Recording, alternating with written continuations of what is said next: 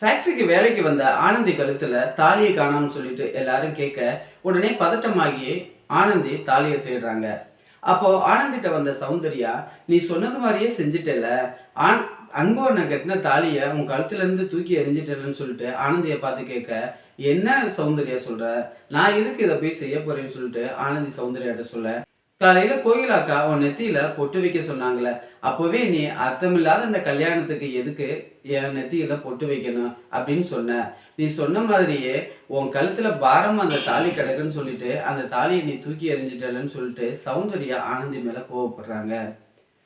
Office ஃபுல்லாமே ஆனந்தி போய் தாலியை தேடிக்கிட்டு இருக்கும்போது கருணாகர் அங்க வந்து ஆனந்தியை பார்த்து நோஸ்கட் பண்றாரு. ஆத்திர அவசரத்துக்கு தானே உன் கல்யாணம் நடந்துச்சு, அப்புறம் எப்படி உன் கழுத்துல அந்த தாலி நிலைக்கும்னு சொல்றாரு. இதுக்கு நடுவுல ஆனந்திட்ட வந்த அன்பு, நீ தாலியை தேடினது போதும், இனிமே நீ தேட தேவையில்லைன்னு சொல்றாரு.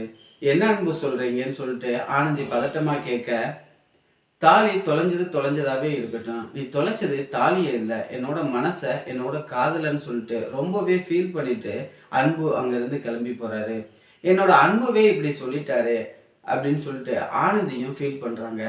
இதுக்கு நடுவுல மகேஷ் கார்ல மயக்க மருந்த கலந்தது அரவிந்த் தான் சொல்லிட்டு சந்தேகப்பட்ட மித்ரா கார் நுப்பாட்டி இருந்த இடத்து பக்கத்துல வந்து வாட்ச்மேன் விசாரிக்கிறாங்க. அப்போ வாட்ச்மேன், மகேஷ் சார் கார் பக்கத்துல அரவிந்த் சார் ரொம்ப நேரமா நின்றுகிட்டு இருந்தாருன்னு சொல்ல மித்ராவோட சந்தேகம் ஊர்ஜிதமாகுது. இது சம்பந்தமா கேட்கறதுக்காக அரவிந்த நோக்கி மித்ரா கோபமா கிளம்பி போறாங்க.